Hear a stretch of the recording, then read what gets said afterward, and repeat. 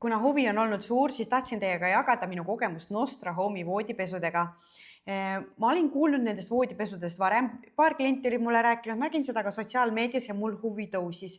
Seega ma otsustasin nendega ühendust võtta ja saingi endale ka need voodipesud. Jah, ma sain need koostöö raames, aga ma otsisin juba pikalt voodipesu, mis oleks rahakotisõbralik, mis oleks sellise luksusliku hotelli vaibiga, mis oleks see tunne, et sa lähed, istud sinna voodisse maha ja lõpuks ma saan puhata ja magada ja mis oleksid mõnusad, pehmed, ilusad.